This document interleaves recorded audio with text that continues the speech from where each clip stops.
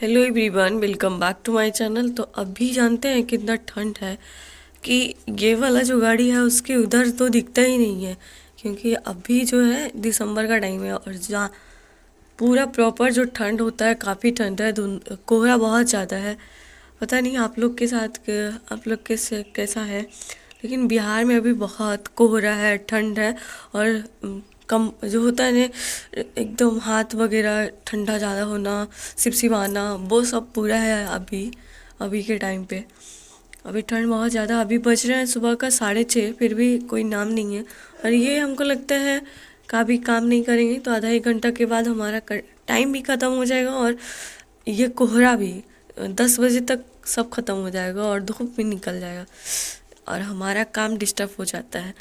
शायद इस चीज़ को करने के लिए हमें मन को मजबूत करना पड़ेगा कि चलो हम काम करते हैं, ऐसा कुछ नहीं होने वाला है। अभी जो है ट्रेन का हॉर्न दे रहा है, लेकिन अभी जैसे बारिश नहीं होता है उस तरह से आप देख सकते हैं कि पानी पड़ रहा है। और उधर से ट्रेन अपना हॉर्न दे दिया। अभी तो ये भी नहीं पता चलता है कि ट्रेन आ रहा है या नहीं आ रहा है, बस हॉर्न से पता चल रहा है कि हाँ आने वाला है, आ गया है करीब।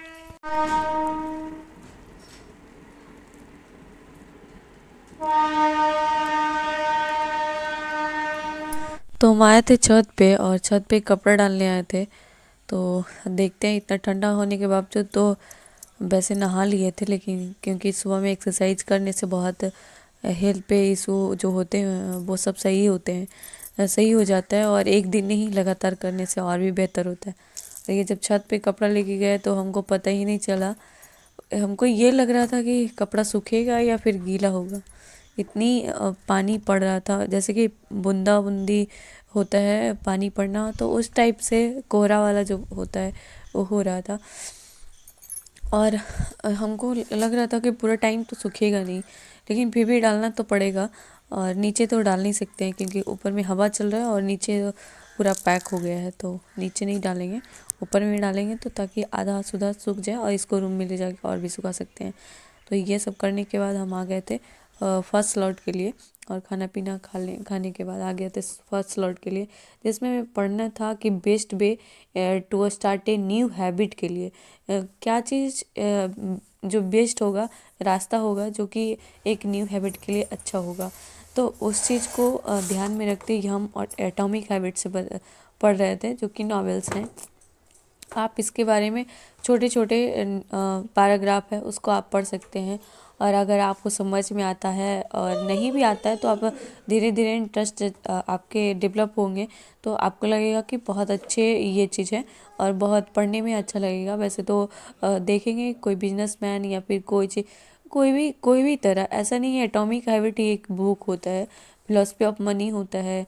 जिस तरह का आपको बुक पढ़ना पसंद होता है, जिस तरह के टाइप का आप माइंड सेट आपका, जो भी आप आदमी हैं, उस टाइप का भी नॉवेल्स आते हैं, तो आप उसे उठा के पढ़ सकते हैं। तो इसमें यही चीज़ पढ़ना होता है। आप किस चीज़ के बारे में, जैसे हम पढ़ाई करते हैं तो मोटिवेशन के बारे में, और कैसे छोटी छोटी कमियों को दूर करना, बढ़िया से बढ़िया आदतों को अपने अंदर प्रोग्रेस करना और बहुत अच्छे से सीखना। तो ये सब ये बुक में छोटे छोटे आपको, वैसे तो अभी मोबाइल है तो वीडियोस चालू करो और सब कुछ पता चल जाता है, लेकिन वीडियो चालू, मोबाइल जो है एडिक्शन है। आप एक ऐसा तो हमारे साथ कभी नहीं हुआ है, कभी नहीं, कितना भी अपने आप पे कंट्रोल कर लेते हैं कि एक वीडियोस देखने बैठे हैं और हमारे पास टाइम है तो एक ही वीडियोस देखेंगे, ऐसा तो कभी नहीं हो सकता है। तो मोबाइल एक एडिक्शन है। पर बुक जो है वो आपका और बुक का बीच में कोई और चीज़ का संबंध होता ही नहीं है, और आप हैं होते हैं, और बीच में एक बुक, नीचे एक बुक होता है, और उसमें ज़्यादा कुछ रहेगा तो एक पेन रहेगा जो कि आपको, जो कि बुक ऐप नहीं आता है, उस बुक ऐप को आप लिखें और उसको अच्छे से याद करने के लिए वो रिवीजन करने से इतने हैबिचुअल हो जाते हैं, इतने आपको आदत हो जाता है उस मीनिंग को बोलने में। आप एक कॉन्फिडेंट इंग्लिश बोल सकते हैं। अगर आपका वोकैब अच्छा है तो सब कुछ अच्छा है, मतलब कि इंग्लिश बोलने में बहुत अच्छे होंगे। वैसे ग्रामर का पार्ट तो अलग होता है, बोलना एक अलग लैंग्वेज होता है। जैसे टीचर्स भी लोग बोलते हैं कि बोलना अलग बात है और पढ़ना इसको ग्रामर वाला जो अलग पार्ट है।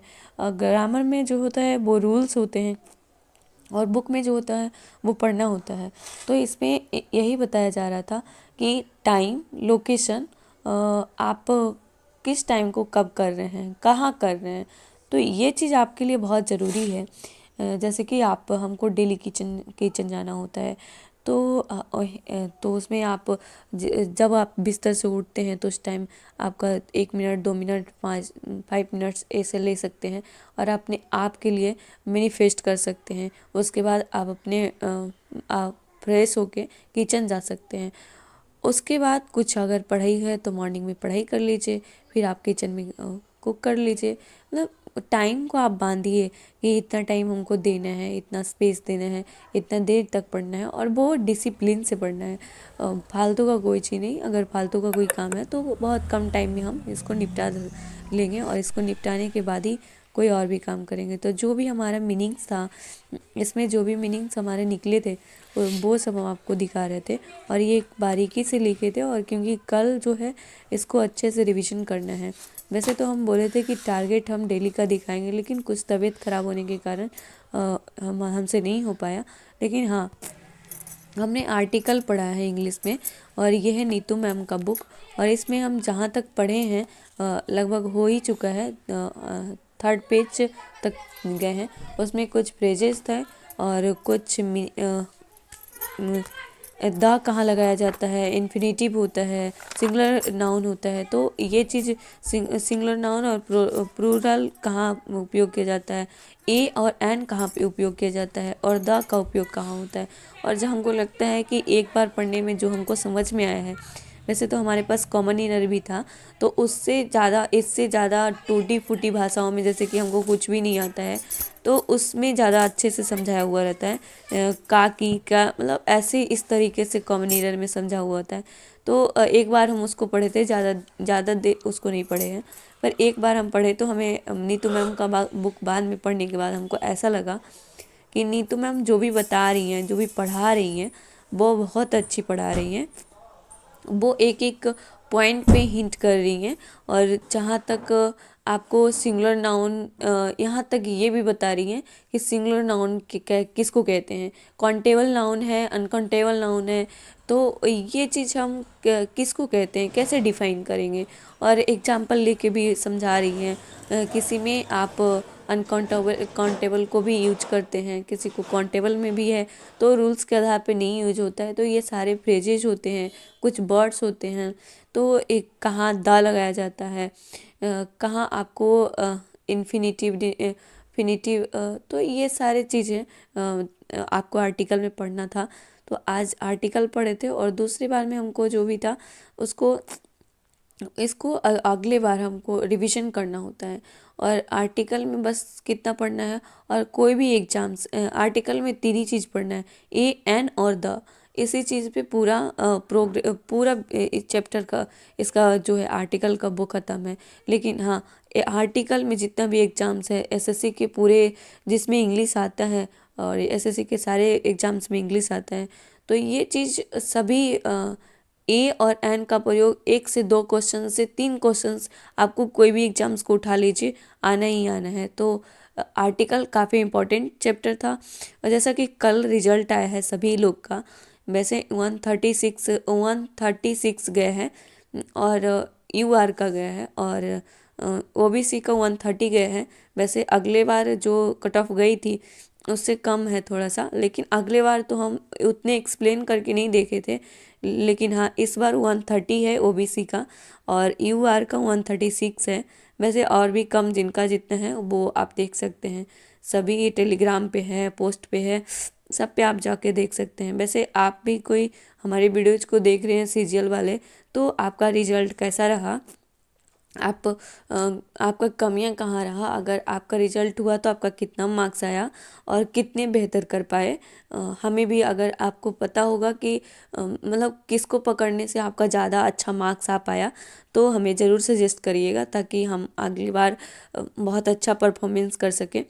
तो ये चीज़ हम आपसे पूछना चाह रहे थे कि आपको हमको किस विषय में या फिर किस टॉपिक पे ज़्यादा कमांड करना चाहिए। वैसे तो क्लोज टेस्ट ये सब ज़्यादा है कि ये सब 5 नंबर का आ जाता है, तो ये चीज़ ज़रूरी है, इसको देखना पड़ेगा।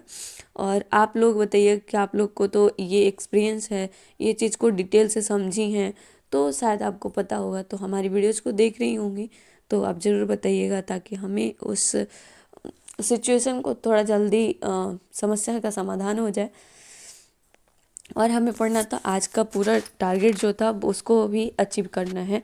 और बहुत सारे छोटे छोटे काम होता है, उसको भी करना होता है, लेकिन हम सोच रहे थे कि सुबह का काम सुबह ही में पूरा निपटा जाए और जो भी टारगेट है वो सुबह में हो जाए तब ज़्यादा अच्छा रहता है। और शाम तक होते होते तक फिर लगता है कि एक ही काम को फिर शाम तक भी करना बहुत मजबूरी हो जाता है। ये हम लिखे थे जो कि कैलकुलेशन हम डेली लिखते हैं। और डेली में एक इसमें ट्रबल आता है कि आप 1 का स्क्वायर 1 तो लिखते हैं, 2 का स्क्वायर 2 का 4 तो लिखते हैं। आप ऐसे 10 तक लिखेंगे तो आपको ये तो पता चलेगा कि जब आप लिखेंगे तो आप जिस चीज़ को आप कॉन्फिडेंट नहीं बोल पाते हैं उसको आप लिख लेंगे भी। लेकिन अगर आपको उसको एक तोड़ तोड़ के 1 का स्क्वायर 2 का 4 का मतलब कि कॉन्फिडेंट आप नहीं बोल पाएंगे बिना देखे, तो फिर ऐसे लिखने से बेकार हो जाता है। तो यही चीज़ हम आज देख रहे थे कि कुछ कुछ ऐसे वर्ड थे जो कि हम लिखने में उतने तो कॉन्फिडेंट हैं कि उससे बेहतर लिख सकते हैं, लेकिन आज नहीं था। तो ये चीज़ देख रहे थे। बाबू के लिए छोटू छोटू सा ग्लव्स है ना किसु? हाँ ग्लव्स बाबू पहन के दिखाओ।